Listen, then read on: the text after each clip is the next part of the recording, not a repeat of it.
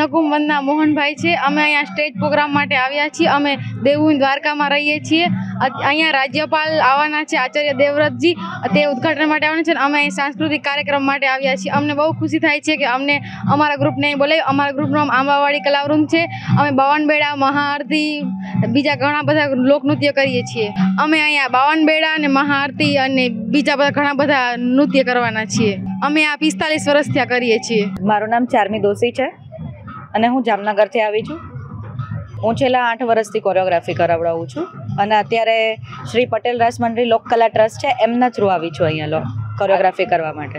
અહીંયા અમે લોકો દેશ જ મતલબ શું થાય કે જે અલગ અલગ મ્યુઝિક ઉપર અલગ અલગ ગ્રુપને નચાર, એવું નહીં કે એમનું જ મ્યુઝિક અને એમને જ પરફોર્મ કરવાનું, બીજાના મ્યુઝિક સાથે પોતે પરફોર્મ કરે, અલગ અલગ ગ્રુપ સાથે અલગ અલગ થીમ ઉપર એ લોકો પરફોર્મ કરે, એને દેશ જ કહેવાય। તો અમે એ થીમ લઈને આવ્યા છીએ।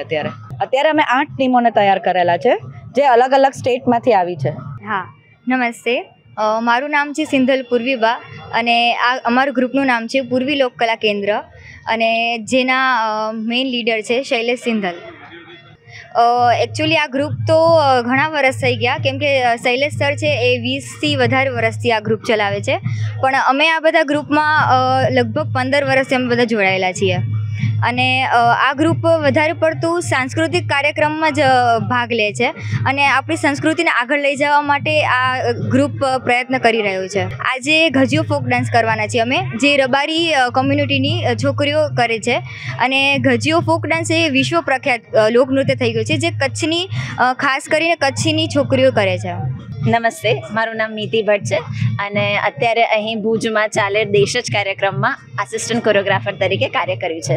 હું લગભગ છેલ્લા 10-11 વર્ષથી કોરિયોગ્રાફી કરું છું અને અહીંયા સુરમધુર કલાવૃંદ સાથે આ વખતે કોરિયોગ્રાફી આસિસ્ટન્ટ કોરિયોગ્રાફર તરીકે અહીંયા આ વખતે કામ કરેલું છે।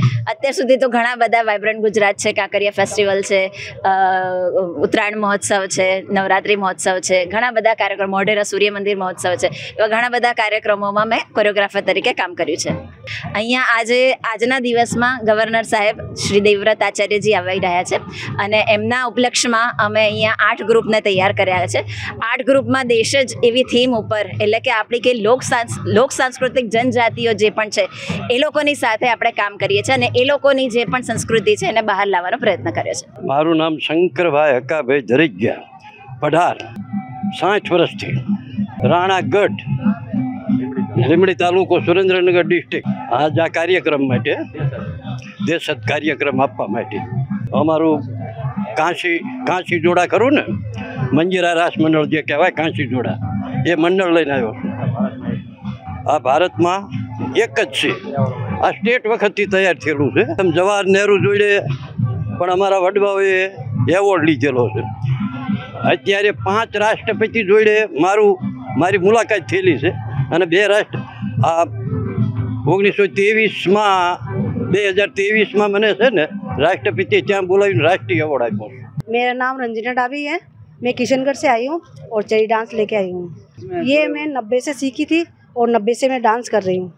ये 90 से जुड़ी हुई हूँ मैं तो, और बच्चों को भी सिखाती हूँ। और अभी 16 मेंबर हैं हम, 4 तो म्यूजिशियन हैं, 12 लड़कियाँ हैं। नमस्ते, मेरा नाम तो राजेश फ्रॉम कर्नाटका, बेंगलोर। मेरा टीम का नाम कर्नाटका जानपद कंसाले कलाविदर संघ, रजिस्ट्रेशन बेंगलुरु फ्रॉम कर्नाटका। मेरा ट्रूप का लीडर है एम लिंगैया। ये संस्थापक के लिए वो HN मादैया। वो कार्यक्रम के लिए मैं आएगा देश जी, ये आदिवासी के लिए जनांग के लिए वो करने के लिए प्रोग्राम है। वो मैं उधर कर्नाटक से आने के लिए तो मेरे को बहुत खुश और लग रहा है। वो कार्यक्रम बहुत स्टेट में होने के लिए तो और खुश हो सकता है। मेरा 15 मिनट में कर सकता है। मैं उधर आने वाने के लिए तो संगीत नाटक अकादमी न्यू दिल्ली, ये सहकार में मैं उधर आएगा। मेरा नाम इतवारी राम मधुकर है। हम लोग भिलाई से आए हैं, जिला दुर्ग, छत्तीसगढ़ से। मिलाप दास बंजारे पंथी ग्रुप के नाम से यहाँ पंथी डांस का कार्यक्रम होगा और देशज कार्यक्रम में ये भुज शहर में पहली बार आए हैं कार्यक्रम में। ये हम लोगों को कम से कम 35-40 साल करीब हो गया सर। हम लोग छोटे छोटे बच्चे थे तब से ये डांस कर रहे हैं। ऐसे भारत के तो सभी बड़े शहरों में अपना कार्यक्रम प्रस्तुत कर चुके हैं। इनके अलावा हम लोग 1987 में भारत महोत्सव में रूस गए थे। वहाँ 9 शहरों में 3 महीने तक रहकर अपना पंथी का कार्यक्रम किए। आज का थीम ये देशज करके नाम दिया है। यहाँ ये भारत के जितने भी लोक कला है, अलग अलग प्रदेश का अलग अलग संस्कृति होता है, इसको सबको साथ में ले करके एक थीम बनाया हुआ है देशज करके। उसी के आधार पर यह कार्यक्रम प्रस्तुत। હું ડૉક્ટર સંધ્યા પુરેચા, ચેરમેન સંગીત નાટક અકાદમી ન્યૂ દિલ્હી.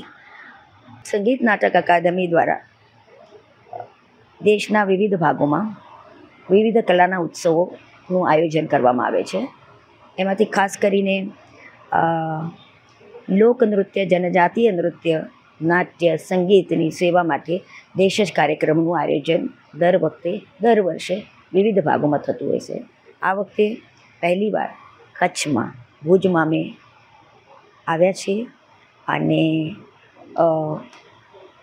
અહીં 14 રાજ્યોથી 500થી પણ વધારે કલાકારો ભાગ લેવાના છે અને એમાં 6 ગ્રુપ્સ આપણા કચ્છના પોતાના છે અને 17 કલા સમૂહો ગુજરાતના વિભિન્ન ક્ષેત્રોમાંથી આવશે અને બીજું બાકીના 13 સમૂહો ઓલ ઓવર ઇન્ડિયાથી આવવાના છે.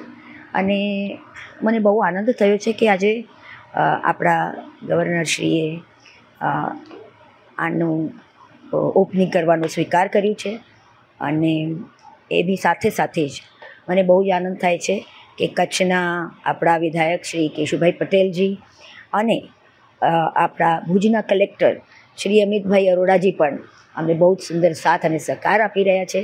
અને તેની સાથે જ ગુજરાત રાજ્ય આપદા પ્રબંધન પ્રાધિકરણ સમિતિએ પણ અમને ખૂબ સહકાર આપ્યો છે. એના માટે હું ખૂબ જ એમની આભારી છું. અને આપ સૌ આ કાર્યક્રમ જોવા જરૂર પધારજો. લોક સંગીત, લોકનૃત્ય અને લોકના લાડીલા એવા કલાકારોને, પૂર્ણ ભારતભરમાંથી આવેલા કલાકારોને પ્રોત્સાહન આપવા આપ જરૂર પધારો એવી મારી વિનંતી છે. જોરાવરસિંહ જાદવ, વાઇસ ચેરમેન સંગીત નાટક અકાદમી નવી દિલ્હી. ખરેખર આજે કચ્છના આંગણે એક ગૌરવવંતો પ્રસંગ સંગીત નાટક અકાદમી ઉજવી રહી છે.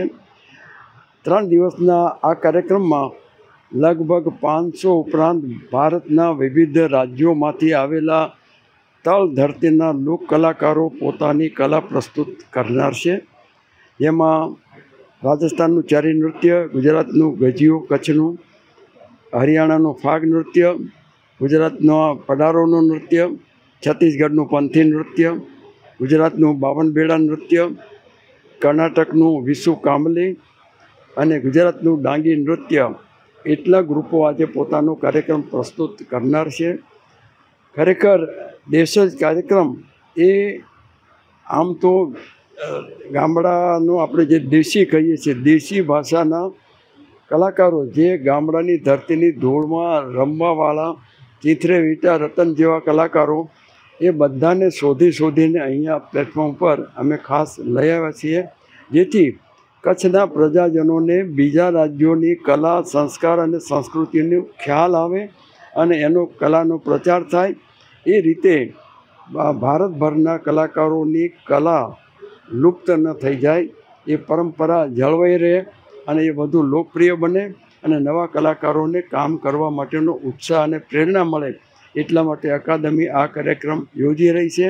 અને ખાસ કરીને ગામડાના કલાકારો, આદિવાસી કલાકારો, પછાત વર્ગના કલાકારો બધાને અમે આ કાર્યક્રમ સાથે સાંકળી લીધા છે. 4 દિવસમાં 500 ઉપરાંત કલાકારો આ કાર્યક્રમ પાર્ટિસિપેટ કરવાના છે. એટલે કચ્છને આંગણે તો એક અભૂતપૂર્વ અવસર ઊભો થયો છે. એટલે સૌ મિત્રોને એનો પૂરો લાભ લેવા માટે મારી ખાસ ભલામણ છે.